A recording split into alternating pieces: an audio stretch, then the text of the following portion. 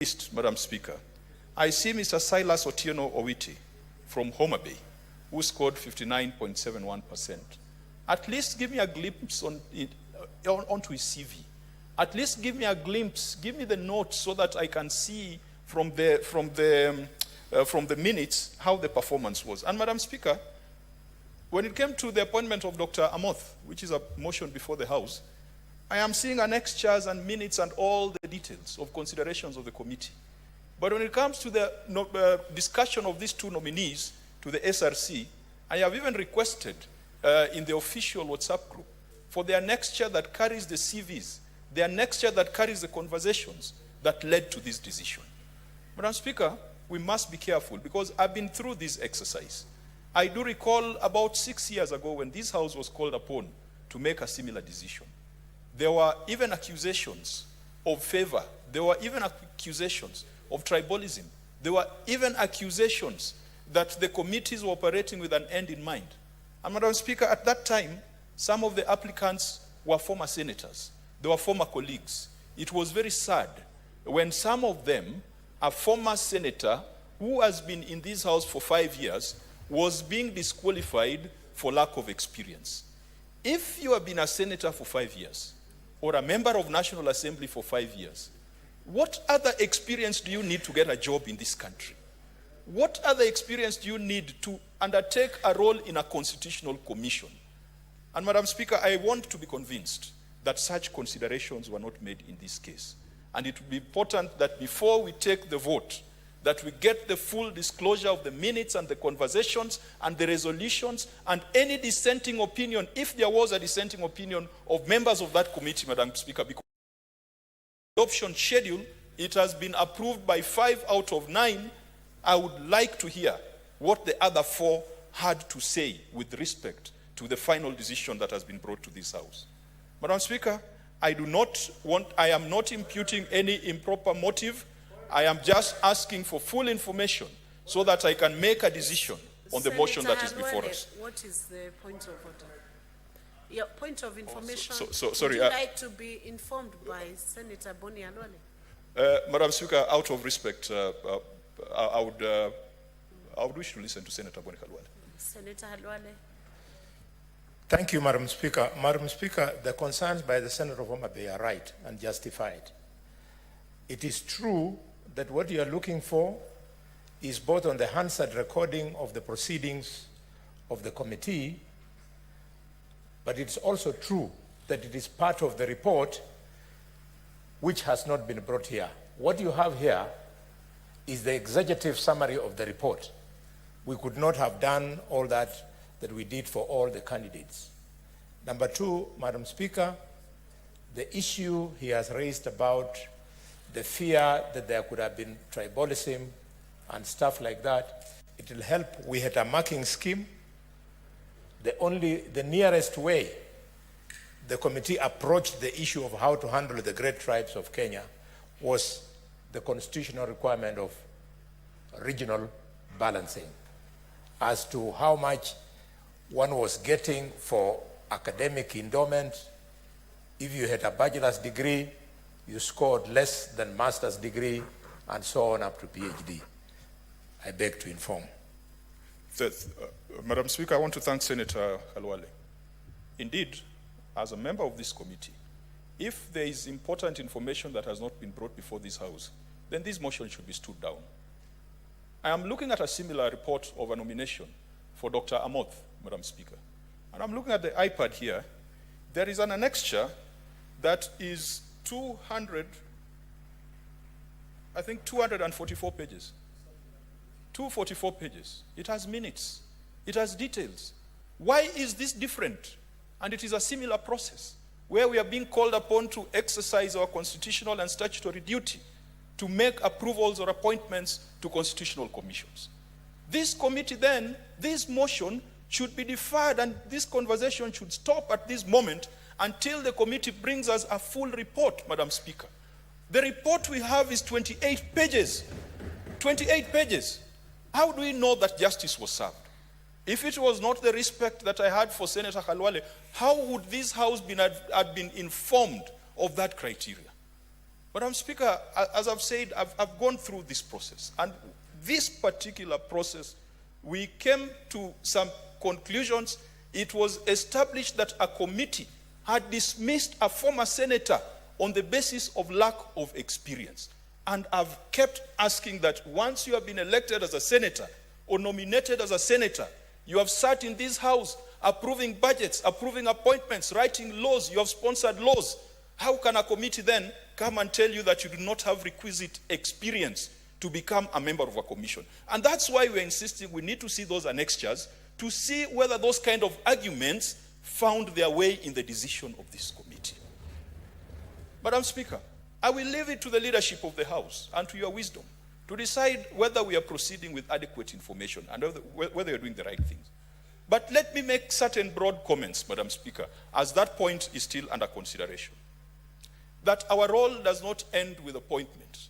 Our role extends to funding for constitutional commissions. And Madam Speaker, we have been weak and we have allowed that function or that role to go to the National Assembly when Parliament or when the Constitution clearly states that that is a role of Parliament. I want to read Article 249(3), which says that Parliament and not National Assembly and not Senate, that Parliament shall allocate adequate funds to enable each commission and independent office to perform its functions, and the budget of each commission and independent office shall be a separate vote. End of quote. Madam Speaker, the word there is Parliament, and it is not National Assembly. We have a responsibility, we have a duty to be engaged in the budgeting and resource allocation for constitutional commissions.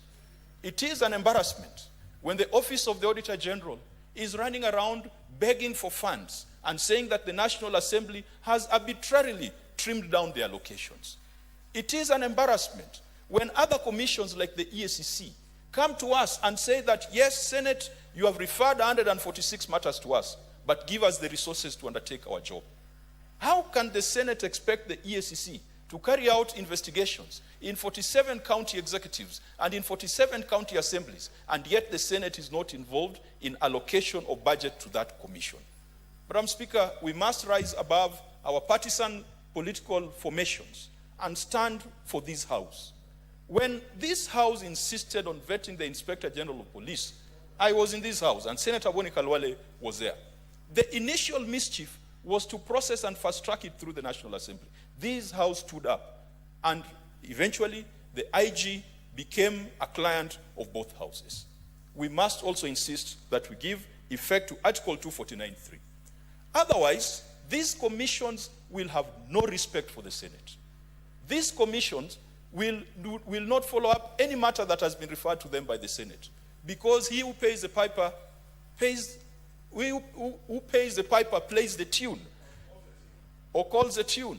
So if they know it's the National Assembly that is involved in their resource allocation, even if there was competing recommendations, you tell EACC to pursue something, they will tell you they're still dealing with the recommendations of the National Assembly, because that's where their bread is buttered. Madam Speaker, let me talk about the interview process. We have the Public Appointments Parliamentary Approval Act. Madam Speaker, this is a statutory instrument, or this is law that relates to how Parliament shall conduct itself when it comes to constitutional and statutory appointments. And Madam Speaker, I do not agree with the committee on paragraph 13, page 16. Madam Speaker, I disagree with the committee when the committee makes reference to Standing Order 76 and 77. This interview should have been done in line with the Public Appointments Parliamentary Approval Act, the same instrument that the National Assembly has been using to vet the cabinet secretaries. And Madam Speaker, the reason why I say so is that the Public Appointments and Parliamentary Approval Act provides great detail on how this exercise should be conducted. Madam Speaker, that act says that Parliament shall focus on academic credentials, professional training, experience, personal integrity, and background of those who are being proposed to take up constitutional and statutory appointments. Being a member of the Salaries and Remuneration Commission is a constitutional appointment. And so, Madam Speaker, how I wish the committee would have made reference to the Act of Parliament that is currently in existence rather than to Standing Order 76 and 77. That act, if it would be properly implemented, and not with the kind of mischief that we have seen in past vetting for cabinet secretaries. Madam Speaker, there's a question that has always come up, the question of net worth. And I can tell you that many a times when you are vetting nominees to the cabinet, Kenyans do not remember what they said they're going to do. Because there is one thing for them to aspire to do something, but there's also the established government policies. I have seen some cabinet secretaries say how they are going to be publicly spirited and how they are going to do things differently. But let's remember that there are already budgets that have been established. There's already a president who is in office. And so if you come with views that are at variance with those of government, the existing budgets, existing plans, and the personal views of the president, then you are just going to get frustrated. But the question of net worth is one that has animated the nation. I saw a computation of the net worth of the nominees that are currently before the House, without getting to the substance of the matter, to be 10 billion. And Kenyans are offended. Kenyans are offended. What is this magic that politicians play that makes them wealth that serious corporate organizations cannot make? Madam Speaker, before I got into politics, I was in the financial services sector.